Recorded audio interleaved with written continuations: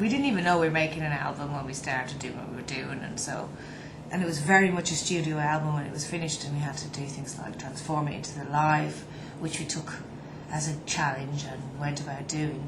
But it wasn't, you know, it was really complex what happened. You know, we got guys from Sheffield to play with us, and we weren't experienced and they really weren't experienced, and we had big falling outs on the road, and, you know, classic syndrome where they were just constantly thinking they were being ripped off and ringing the record company before we were going on stage and saying, if you don't give us more money, we're not going on stage. And just nightmares went on, you know. All the Spinal Tap, yeah, that you could think of. And, you know, but it had something about it. It was terrible, but it was great. It was really kind of on the edge, and it was nothing like the record.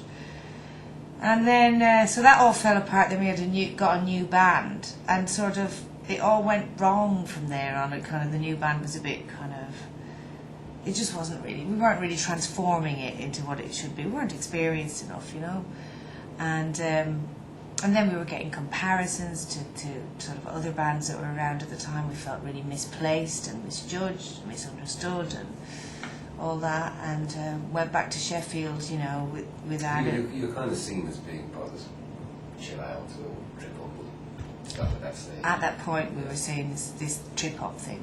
But of course, when we made Tight Sweater in a bubble, which was what was very hard for us to understand. People kind of associating us with something that was going on in Bristol or whatever, which we felt we had no connection with whatsoever. We felt more, you know, our influences were P-Funk and sort of the Sheffield scene as well, you know, and we felt part of some completely different sort of ball game altogether. But for obvious reasons, girl singer, electronics, we got compared to certain bands and so on, and misunderstood. And of course, the bands that we were compared with were very earnest and sort of sincere bands, and imbued with weight of, you know, serious music. And we were kind of going next to them, so we were never going to win that battle, you know. So.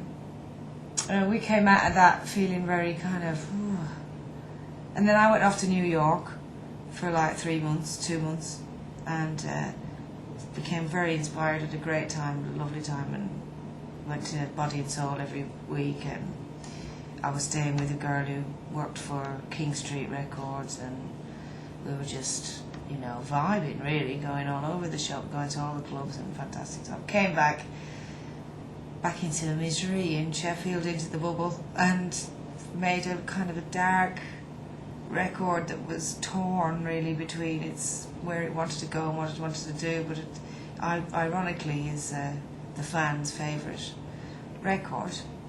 And it doesn't sound as fucked up now as it did then, but it, you know, to be fair, it was a bit of a mash down, that record.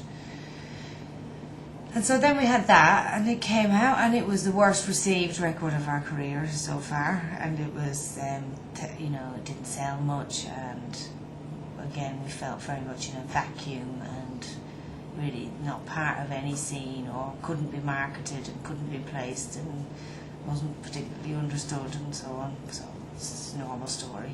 All good for you. It's all good for you in the end.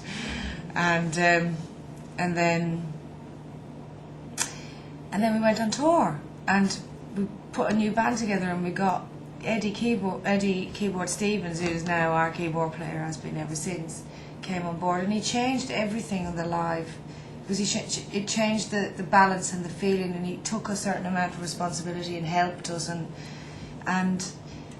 it made touring fun. And again, it made us feel, when we went off on tour, on Doctor, we felt nobody could touch us, you know, that we had our little group of people around us that had taken a few years to build. And I'm not just talking about the band, but, you know, the immediate techs, and, you know, it was only one bus, you know, me and like 10 geezers.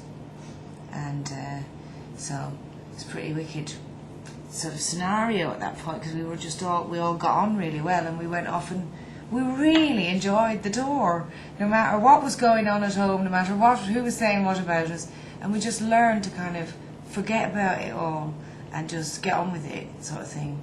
And that was why when we came to make the third record, we kind of incorporated the band feeling more, that rock and roll feeling more into the record. It just felt natural to us. It was where we progressed to from that last tour and enjoying it so much. And then we made, in between we had this hit called Sing It Back. Anyway. But I mean, you say, obviously you knew I was going to bring that up, because there you are describing this depressing album that reflects you coming back from New York, where you've been submersed in New York garage and house culture. And Sing It Back obviously is a joyous piece of New York infused garage house. Yeah. But what happened with Sing It Back was really a beautiful sort of full circle thing, because it was the first song we did for the second record when I came back from New York, and it was written. The lyric part of it was written in body and soul for a disco track. Really, it was always in my mind meant to be a disco track. So we did do it as a disco track originally. It was a house tempo, disco kind of flavour to it, and as we got on further into the record, into the rest of the record, we decided to make it more cinematic to fit onto the record. We kind of bottled out and thought we couldn't do house music, and that's not really what people wanted from us, and that's not really wouldn't fit on this record. And then, you know, obviously when we came back from touring Doctor, I asked the record company to get mixes of Sing It Back done, because I always felt that there was going to be, something would come out of that. And they did, and they got Todd Terry to do the mix, and paid him a lot of money, and it was a good mix, perfectly fine mix, but it wasn't sort of a hit, you know.